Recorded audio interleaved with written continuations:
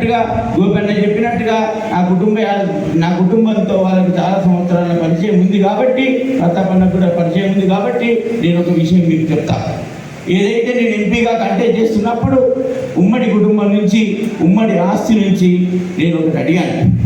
మరి కలెక్టర్గా ఈ గడ్డ పార్లమెంటు, ఉమ్మడి పార్లమెంట్, మెదక్ పార్లమెంటు గడ్డ ఏదైతుందో సంగారెడ్డి, సిద్దిపేట, మెదక్ ఈ 3 జిల్లాలలో పనిచేసిన అనుభవంతో, ఆ ప్రజల ఆదరణతో భగవంతుడు నన్ను వాళ్ళ రాజకీయాల్లోకి తెచ్చినప్పుడు ప్రత్యక్ష రాజకీయాలలో అందరూ ఎంపీల కన్నా భిన్నంగా ఒక ఐఏఎస్ ఆఫీసర్గా నేను వస్తున్నప్పుడు, ప్రజా జీవితంలోకి వస్తున్నప్పుడు నాకు భగవంతుడు ఇచ్చిన విద్య, కొంత ఉమ్మడి ఆస్తిలో నేను మా కుటుంబ సభ్యుల్ని, మా అమ్మను, మా అన్నయ్య ట్రస్ట్, ఉమ్మడి కుటుంబం నుంచి 100 కోట్లు నేను అడిగి ట్రస్ట్లో పెడతా ఉన్నాను.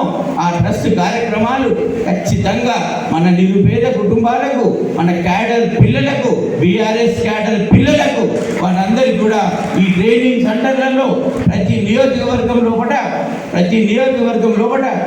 ప్రతి పోటీ పరీక్షకు హైదరాబాద్లో ఏ ఇన్స్టిట్యూట్లో అయితే చదువుతారో వాళ్ళనే తీసుకొచ్చి, నాకున్న పరిచయాలతో వాళ్ళనే ఎంగేజ్ చేసి, వాళ్ళ సర్వీసెస్ కోరి వాళ్ళని తీసుకొచ్చి వాళ్ళను మన నర్సాపూర్ నియోజకవర్గ కేంద్రంలో కోచింగ్ ఇన్స్టిట్యూట్ పెట్టి ఇక్కడ ఉన్న మన పేద విద్యార్థులకు తోడుంటాను.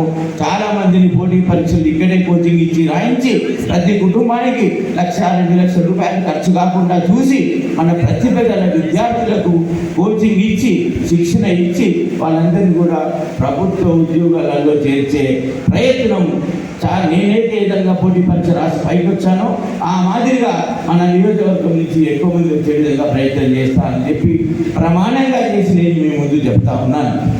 అదే కాకుండా యువత ఏదైతే BA BCom చేసి, ట్రైనింగ్ చేసి, ఇంటర్మీడియట్ ఫెయిల్ అయ్యి, పాస్ అయ్యి ఊళ్ళల్లో ఉంటారో వారికి కూడా శిక్షణ ఇచ్చి, స్కిల్ డెవలప్మెంట్ నైపుణ్యం పెంచి, మరి నాకున్న పరిచయాలు పెద్దవి.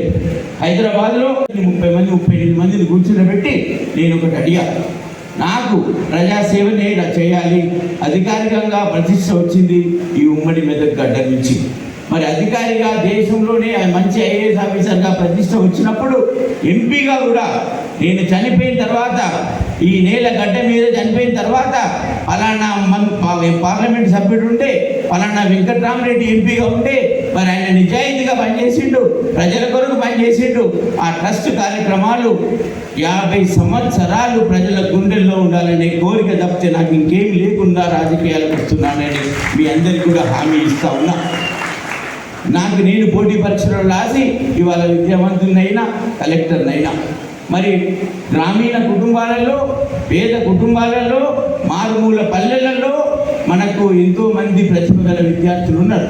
మరి పోటీ పరీక్ష రాయాలంటే తల్లిదండ్రుల దగ్గర 1,00,000-1,40,000 రూపాయలు తీసుకొని హైదరాబాద్కి వెళ్ళి 1,00,000 రూపాయలు కోచింగ్ సెంటర్లో కట్టి, 50,000 రూపాయలతోని పుస్తకాలు కొనుక్కొని, రూమ్ కిరాయి తీసుకొని, మెస్లో తిని 6 నెలలు కష్టపడితే పోటీ పరీక్ష రావాల్సిన పరిస్థితులు మనకు ఉన్నాయి ఇక్కడ.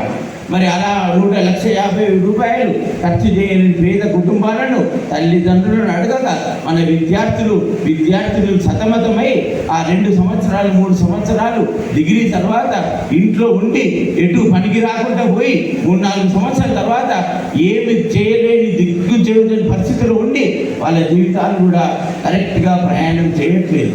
మరి వాళ్ళ కొరకు నాకు భగవంతుడు ఏదైతే విద్యనిచ్చిందో ఆ విద్యను నేను కూడా వాళ్ళకు తోడై ఉండాలి. అందుకొరకే నేను ఒక